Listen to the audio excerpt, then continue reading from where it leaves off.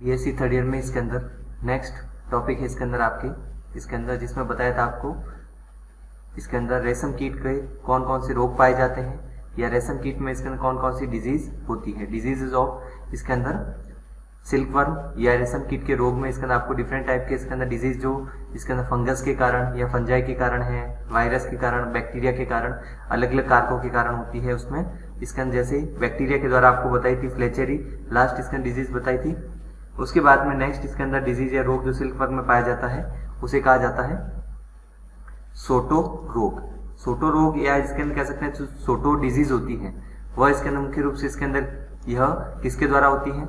यह bacillus thuringiensis के कारण। तो सोटो रोग इसके अंदर जो होता है इसके अंदर कह सकते हैं जीवाणु या बैक्टीरिया के कारण होने वाला रोग है। तो बैक्टीरिया के कारण इसके अंदर होने वाला जो रोग है इसके अंदर कह सकते हैं जिसे सोटो डिजीज या सोटो रोग कहा जाता है, यह बेसिलस थुरिनजेनेसिस के कारण इसके अंदर पाया जाता है। इसका नाम इसके अंदर आपने सुना होगा कि इसके अंदर जब इसके अंदर जेनेटिकली या इसके अंदर कह सकते हैं इंजीनियर जो होते हैं या आर्टिफिशियल रूप से या जेनेटिक इंजीनियरिंग के द्वारा इसके अंदर इसमें बीटी कॉटन का निर्माण किया गया है। तो वही इसके अंदर बैक्टीरिया है ये इसके अंदर जिसको बेसिलस थुरिनजेनेसिस कहा जाता है। बेसिलस बी का इसके अंदर बीटी कॉटन में बी तो इसके अंदर कह सकते हैं बेसिलस के द्वारा और थुरिनजेनेसिस के द्वारा टी लिया गया, इसके कारण उसको बीटी कॉटन कहा जाता है। तो बेसिलस थुरिनजेनेसिस जो बैक्टीरिया होता है, जीवाणु होता है, वह इसके अंदर सिल्कवर्म या रेशम कीट में रोग को उत्पन्न करता है। इसमें रोग उत्पन्न करने के लिए इसके अंदर जीवाणु इसके अंदर टॉक्सिन बनाता है। ये टॉक्सिन जो होती है सिक्रीट की जाती है और जब इसके अंदर रेशम कीट इस टॉक्सिन को इसके अंदर कह सकते हैं अंदर इसके अंदर शरीर के अंदर ले लेता है या भोजन के रूप में पत्तियों के ऊपर यदि टॉक्सिन पाई जाती है तो उसमें इसके अंदर कह सकते हैं भोजन के साथ में यदि चली जाती है तो उस कीट की इसके अंदर मृत्यु होती है या कीट को इसके अंदर कह सकते हैं सिल्कवर्म को नुकसान पहुंचता है। तो जीवाणु इसके अंदर कह सकते हैं यहाँ पर नुकसानदायक नहीं है जितना जीवाणु की टॉक्सिन यहाँ पर ज्यादा इसके अंदर कह सकते हैं जिसे इसके अंदर हार्मफुल होती है या जिसे कहा जाता है इसके अंदर नुकसानदायक होगी। सोटो डिजीज जो होती है इसका संक्रमण जो होता है जैसे इसके अंदर पहले भी डिजीजेस जो बताई गई उसमें या तो माउथ के द्वारा होता है या ओरली होता है या इसके अंदर कह सकते हैं इसमें गाव के द्वारा भी इसके अंदर यह एंटर कर सकता है। बैक्टीरिया जीवाणु गाव के द्वारा एंटर कर सकता है शरीर में या भोजन के साथ में मुख के द्वारा भी जा सकता है।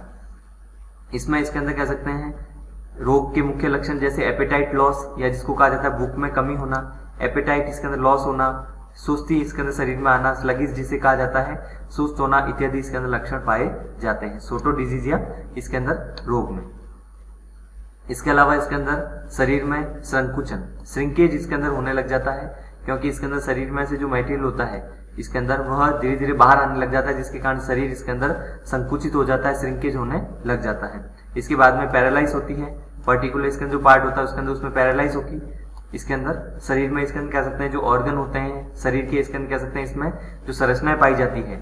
इसका एडल्ट एनिमल हो या लार्वा के पैर हो उसमें इसके अंदर कह सकते हैं पैरालाइज होगी और फिर उसकी मृत्यु हो जाती है, सिल्कवर्म की इसके अंदर डेथ हो जाती है। यह लक्षण इसके अंदर मुख्य रूप से इसमें सोटो डिजीज के अंतर्गत इस सिल्कवर्म में या रेशम कीट में पाए जाते हैं। इसके बाद में मृत लार्वा जो होता है, डेड जो लार्वा होगा उसका जो हेड होता है सिर इसके अंदर कह सकते हैं इसमें हुक के शेप का या हुक के आकार का हो जाता है जब इसके अंदर कह सकते हैं इसमें सोटो डिजीज होती है। तो इसके द्वारा भी इसको पहचाना जा सकता है।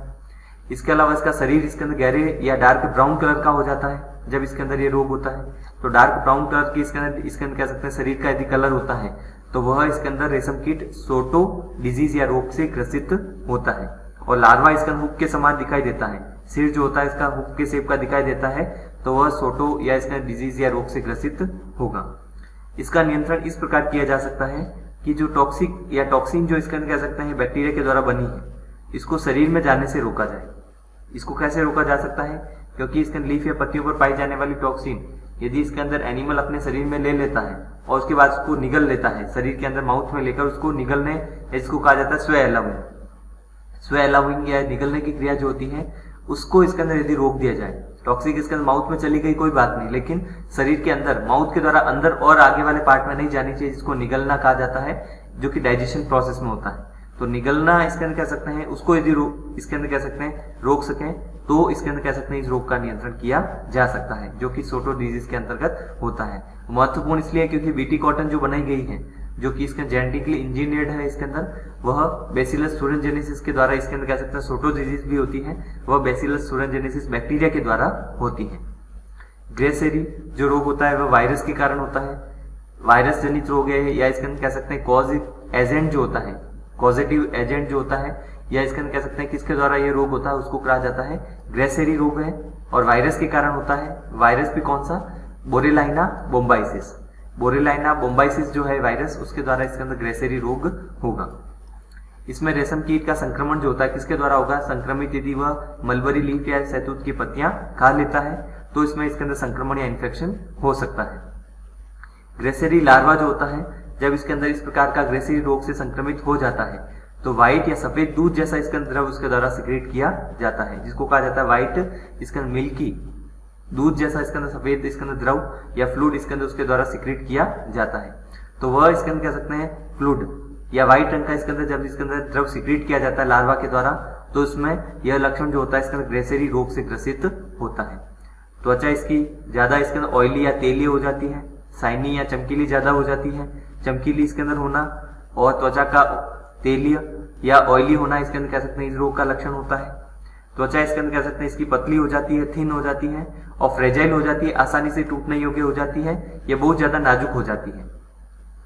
ऐसा इसलिए होता है क्योंकि जैसे इसमें आप नेक्स्ट इसके अंदर स्लाइड में बताएंगे कि त्वचा एक तो थिन हो जाती है, फ्रेजाइल हो जाती है, नाजुक हो जाती है। इसके अलावा त्वचा इसके अंदर कह सकते हैं इजीली रप्चर हो सकती है, आसानी से टूट सकती है। इसके कारण इसके अंदर कह सकते हैं जो द्रव होता है शरीर से इसके अंदर आसानी से बाहर आ सकता है। तो एक तो थिन हो गई त्वचा, नाजुक हो जाती है, आसानी से टूट सकती है, इसके कारण उससे इसके अंदर कह सकते हैं यहाँ पर द्रव या फ्लूइड इसके अंदर शरीर से बाहर निकल सकता है। तो इसके कारण इसके जब शरीर से इसके अंदर द्रव बाहर निकलता है आसानी से टूटने योग्य त्वचा के द्वारा, इसके क्यों होता है ऐसा? क्योंकि इसके अंदर कह सकते हैं त्वचा इसकी नाजुक होती है, पतली होती है, इसके कारण द्रव शरीर से आसानी से इसके अंदर उसको तोड़कर बाहर निकल सकता है। तो इस प्रकार से इसके अंदर त्वचा आसानी से टूट सकती है। कुछ वायरस जो होते हैं जिसके द्वारा इसके अंदर इसमें त्वचा इसके अंदर पतली इसलिए होती है क्योंकि अंदर का जो ऑर्गन्स होते हैं या जो शरीर इसके अंदर कह सकते हैं जो संरचना पाई जाती है उसको भी ये भोजन के रूप में भी इसके अंदर कह सकते हैं वायरस के द्वारा उसको भी नुकसान पहुंचाया जाता है, जिसके कारण भी इसके अंदर कह सकते हैं इसकी त्वचा इसके अंदर थिन हो सकती है, पतली हो सकती है। नेक्स्ट इसके अंदर है इसके अंदर वायरस के द्वारा जैसे इसके अंदर ग्रेसेरी रोग होता है, बैक्टीरिया के द्वारा जैसे इसके अंदर इसमें आपको बताया, या प्रोटोजोआ के द्वारा जैसे पेब्राइन रोग होता है, बैक्टीरिया जैसे बैसिलस सोरेजेनेसिस के कारण इसके अंदर इसमें जो रोग पाया जाता है जैसे सोटो रोग होता है, या इससे पहले जैसे आपको बताया इसमें फ्लेचेरी रोग भी होता है। अब इसके अंदर इसमें बताते हैं आपको रेशम कीट को प्रभावित करने वाले इंसेक्ट। रेशम कीट भी एक इंसेक्ट है, लेकिन फ्लाइज या मक्खी जो है इसके अंदर जिसे कहा जाता है, या जिसे इसके अंदर कह सकते हैं फ्लाइज या मक्खी जो है वह भी इसके अंदर यहाँ पर इसको नुकसान पहुंचा सकती है। और कौन सी इसके अंदर मक्खी है जिसको कहा जाता है ऊजी फ्लाई या ऊजी मक्खी, जो इसके अंदर कह सकते हैं इस रेशम कीट को नुकसान पहुंचा सकती है, एनिमल को भी, और उसके द्वारा इसके अंदर कह सकते हैं बनने वाले सिल्क या इसके रेशम कीट को भी नुकसान पहुंचा सकती है, क्वालिटी को नुकसान इसके अंदर या गुणवत्ता को प्रभावित कर सकती है। ऊजी फ्लाई जो है इसके अंदर कह सकते हैं इसका वैज्ञानिक नाम इसके अंदर है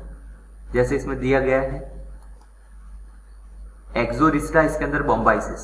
क्योंकि इसके अंदर ये मुख्य रूप से बोम्बाइसिस इसलिए क्योंकि इसके अंदर जैसे इसमें भी पहले भी जो बताया वायरस का नाम भी बोम्बाइसिस था, क्योंकि इसके अंदर रेशम कीट को प्रभावित करता है, इसके कारण इसको बोम्बाइसिस कहा जाता है। और इसका ऊजी फ्लाई का वैज्ञानिक नाम जो होता है एक्सोरिस्टा बोम्बाइसिस जिसे कहा जाता है। रेशम कीट को प्रभावित करने वाला इसके अंदर यह सीरियस इसके अंदर इंसेक्ट है, सीरियसली इसके अंदर कह सकते हैं गंभीर रूप से इसके अंदर उसको इंसेक्ट जो है वह रेशम कीट को प्रभावित करता है। मुख्य रूप से इसकी जाति जो है बॉम्बिक्स मोराई को प्रभावित करती है। ऊजी फ्लाई जो होता है उसका मेल है जो नर होता है काले इसके अंदर ग्रे रंग का होता है, और फीमेल जो होती है इसके अंदर इसमें रेशम कीट या जो इसके अंदर कह सकते हैं जिसे कहा जाता है सिल्क वर्म का जो हाउस है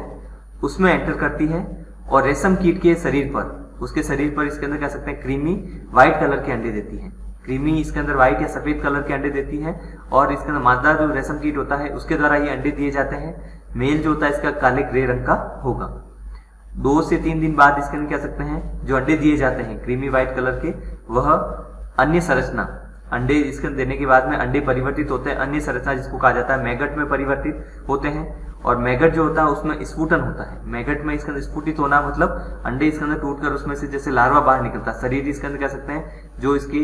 लार्वा की बाहर का जो कवच होता है उसको इसके अंदर तोड़कर जिसको स्फुटन कहा जाता है। तो अंडे इसके अंदर कह सकते हैं जो दिए जाते हैं शरीर पर उनको मैगट में स्फुटित किया जाता है।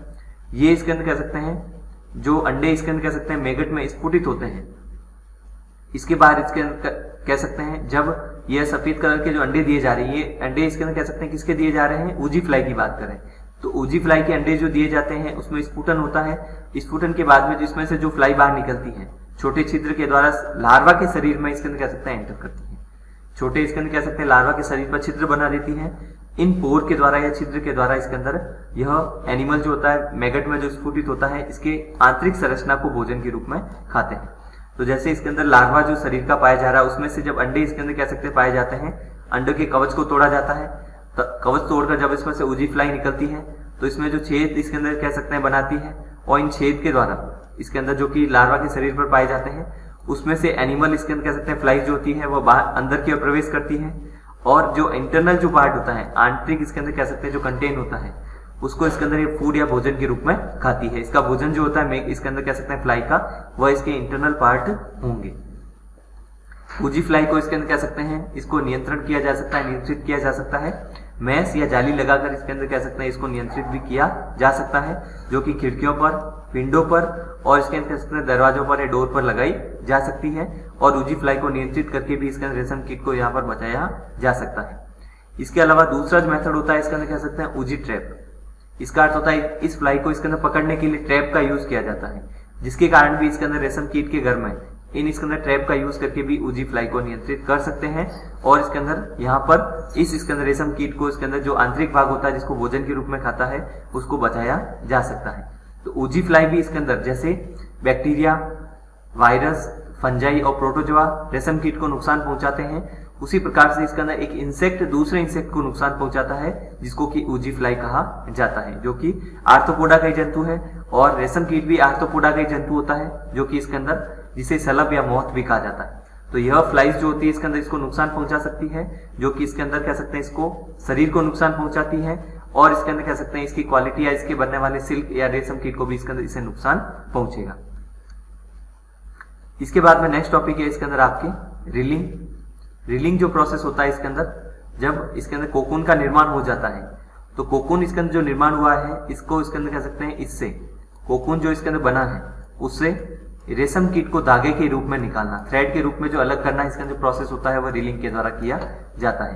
तो इसके अंदर यहाँ पर थ्रेड इसके अंदर कह सकते हैं बनाया जाता है, थ्रेड इसके अंदर कह सकते हैं उसका भी ग्रुप बनाया जाता है, समूह बनाया जाता है, लेकिन कोकून से इसके अंदर कह सकते हैं थ्रेड या उसका बंडल जो बनाया जाता है वह रीलिंग प्रोसेस के द्वारा बनाया जाता है। तो रीलिंग प्रोसेस जो होता है रेशम को धागे के रूप में हटाना या उसको रिमूव करना, सिल्क को इसके अंदर थ्रेड के रूप में, उसे इसके अंदर कह सकते हैं रीलिंग प्रोसेस कहा जाता है। तो प्रत्येक जो कोकून होता है उसमें 58% लगभग इसके अंदर कह सकते हैं 60%, 58 से 60% जो होता है सिल्क अच्छी गुणवत्ता का होता है, उसकी क्वालिटी अच्छी होती है और बचा हुआ जो इसके अंदर कह सकते हैं जो सिल्क है लगभग 32% जो सिल्क होता है वह अपशिष्ट इसका रेशम कहलाता है, जो कि इसके अंदर कह सकते हैं जिसकी क्वालिटी या गुणवत्ता अच्छी नहीं होती है, उसको इसके अंदर वेस्ट सिल्क या अपशिष्ट रेशम कहा जाता है। इस प्रकार इसके अंदर कह सकते हैं कच्चे रेशम में अपशिष्ट रेशम जो इसके अंदर कह सकते हैं पाया जाता है वह इसके अंदर कह सकते हैं ज्यादा उपयोग में नहीं लिया जा सकता। अच्छी गुणवत्ता का जो सिल्क होता है उसको उपयोग में लाया जाता है। इसके बाद में इसे इसके अंदर कच्चे रेशम या जिसको कहा जाता है रॉ सिल्क, कच्चा या रॉ सिल्क में इसके अंदर कह सकते हैं बदला जाता है। फिर इस रॉ सिल्क को इसके अंदर उबालकर और स्टीम या भाप देकर इसके अंदर कह सकते हैं इसको प्योर किया जाता है, शुद्धिकरण इसका किया जाएगा। तो रीलिंग जो प्रोसेस होता है उसमें उसको धागे के रूप में जो हटाया जाता है, अच्छी गुणवत्ता का सिल्क जो प्राप्त किया जाता है, कच्चे रेशम या रो सिल्क में उसको बदला जाता है। उसके बाद में उसको बॉइलिंग की जाती है, स्टीम दी जाती है, उसके बाद में उसको प्योरीफाई या शुद्ध किया जाता है।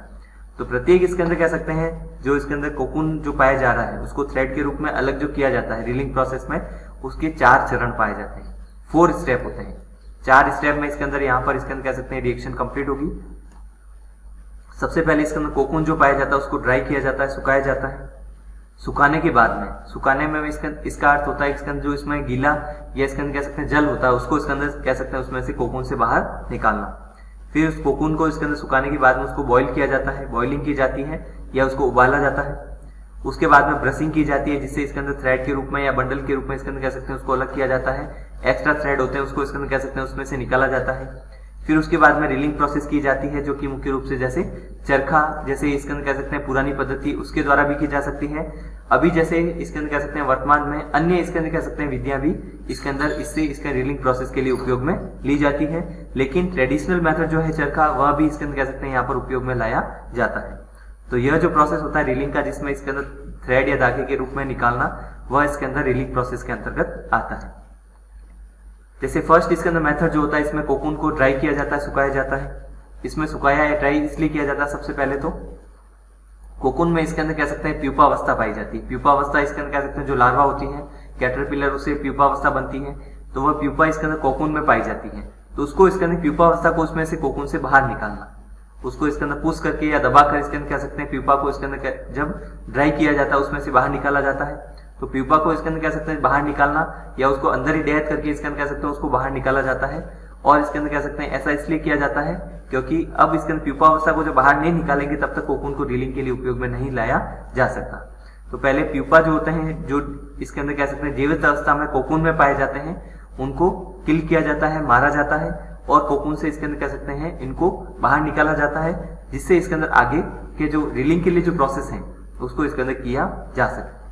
इसके अलावा कोकून को इसके अंदर ड्राई किया जाता है, सुखाया जाता है, जिससे उसके अंदर से जल को बाहर निकालना होता है। ड्राइंग का मतलब होता है सुखाना, जिसमें वाटर जो होता है उसको इसके अंदर कह सकते हैं उसमें से बाहर निकाला जाता है। तो कोकून ड्राइंग का सबसे बड़ा उद्देश्य सबसे पहला तो ये है कि उसमें से प्यूपा को किल किया जाए, जो कि इसके अंदर कोकून में पाए जा रहे हैं, जिससे इसके अंदर कोकून को आगे इसके अंदर रीलिंग प्रोसेस के लिए उपयोग में लाया जा सके। और सेकंड होता है उसमें से वाटर को बाहर निकालना, ड्राई करना। तो प्यूपा को मारने के लिए, ड्राई करने के लिए अलग अलग जो मेथड काम में लिए जाते हैं, जिसको कहा जाता है कोकून को सुखाने के लिए, कोकून ड्राइंग के लिए डिफरेंट टाइप के मेथड इसके अंदर उपयोग में लाए जाते हैं। फर्स्ट होता है सन ड्राइंग, सूर्य के प्रकाश में इसके अंदर कह सकते हैं कोकून को रखा जाता है, जिससे इसके अंदर कह सकते हैं सनलाइट या सूर्य का प्रकाश जो होता है उसके द्वारा इसके अंदर ड्राई किया जा सकता है, सुखाया जा सकता है। सेकेंड हो सकता है हॉट एयर कंडीशनिंग, इसमें इसके अंदर कह सकते हैं हॉट एयर कंडीशनिंग जो होती है, गर्म इसके अंदर वायु इसके अंदर उसमें प्रदान की जाती है। और हॉट एयर कंडीशनिंग जो होती है इसके अंदर कह सकते हैं इसमें जो उपकरण पाया जाता है, इसमें 5 चैम्बर होते हैं, और प्रत्येक चैम्बर में इसके अंदर कह सकते हैं अलग अलग टेम्परेचर रखा जाता है, और उस इसके अंदर कह सकते हैं कोकून को इसमें ड्राई किया जाता है। तो एक तो सनलाइट या सूर्य के प्रकाश के द्वारा सुखाया जा सकता है।